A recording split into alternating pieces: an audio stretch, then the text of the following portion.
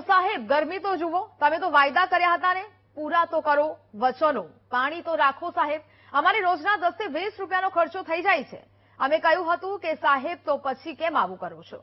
Bus stand પર કેટલા લોકોની લાઈનો લાગે છે. ટર્મિનસ પર તમે જગ તો જગ પાણી તો મૂકો છો, પછી સ્ટેન્ડ પર લાઈનો લાગતી હોય છે. જગ્યા પણ હોય ત્યાં કેમ અમારા માટે પાણી નથી મૂકતા? અમને તરસ્યા રાખવામાં તમને મજા આવે છે?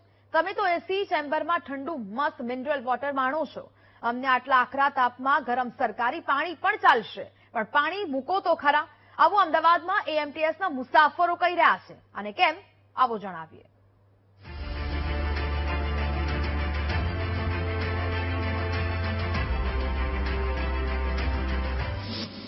તાપ બહુ છે સાહેબ, પાણી તો મૂકો. આખું વર્ષ નહીં તો માત્ર ઉનાળામાં તો અમારું વિચારો. હીટ સ્ટ્રોકના કેસ કેટલા વધી ગયા છે સાહેબ.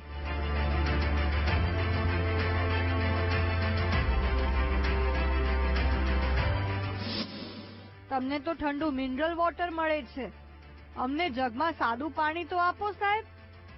ઉનાળો છે, આકરી ગરમી છે, પીવાના પાણીની માંગ સતત લોકોમાં રહે છે, કારણ કે ગરમીમાં ગળું જ એટલું સુકાય. હીટ સ્ટ્રોક, ડિહાઇડ્રેશન જેવા કેસમાં પણ કેટલો વધારો થઈ ગયો છે. આ વચ્ચે એએમસીના સાહેબોને તો જાણે એસી ચેમ્બરમાં બેસીને ગરમી દેખાતી જ નથી. પોતાને હાથમાં મિનરલ વોટર મળે એટલે પાણીની પોકાર કાને વાગતી જ નથી. વાત એમ છે કે એએમસીએ શહેરના મોટા ટર્મિનસમાં પીવાના પાણીના કુલર વહેલી સવારથી જ શરૂ કરી દેવાની ફરજ પડી છે, જેથી મુસાફરોને ઠંડુ પાણી ટર્મિનસમાં તો મળી રહે છે. પણ બીજી તરફ અમદાવાદમાં અનેક એવા વિસ્તાર છે કે જ્યાં જગ્યાના અભાવે ટર્મિનસ નથી બની શકતું, પણ કોર્પોરેશન તંત્રએ વ્યવસ્થા માટે એકથી વધુ સ્ટેશન લાઇનમાં ઉભા કરી દીધા છે, જેમાં મુસાફરોને ઠંડુ પાણી તો દૂર રહ્યું, સાદા પાણી માટે પણ વલખા મારવા પડે છે.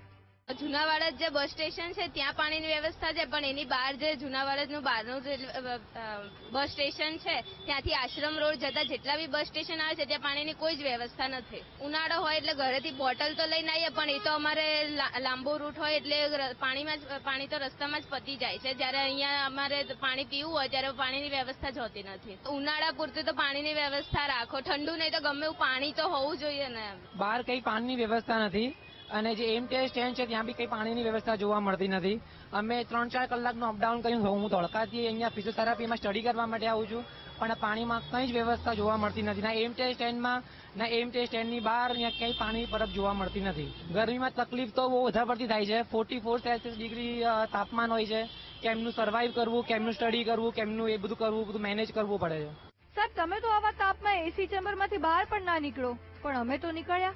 અમારા સંવાદદાતાએ લોકોની આપવીતી જાણી અને તેઓ એ જ કહે છે કે પાણી તો મૂકવું જ જોઈએ.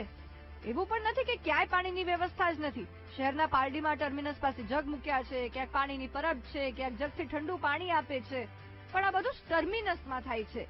જે બસ સ્ટેન્ડ પર લાઈનો લાગતી હોય ત્યાં કેમ પાણી નથી મૂકતા? જનતા કહે છે અને જનતાની વેદના પણ વીટીવી ન્યૂઝે સાહેબો સુધી પહોંચાડવાનો આ પ્રયાસ કર્યો છે. ત્યારે હવે અમદાવાદ મ્યુનિસિપલ કોર્પોરેશન અને એએમટીએસ વિભાગ આવા બસ સ્ટેશનો પર પીવાના પાણીની વ્યવસ્થા ઊભી કરશે કે નહીં, પોતાનું વચન નિભાવશે કે નહીં, તે તો સમય જ બતાવશે. કેમેરામેન આશિષ ડોડિયા સાથે પાર્થ જાની, વીટીવી ન્યૂઝ, અમદાવાદ.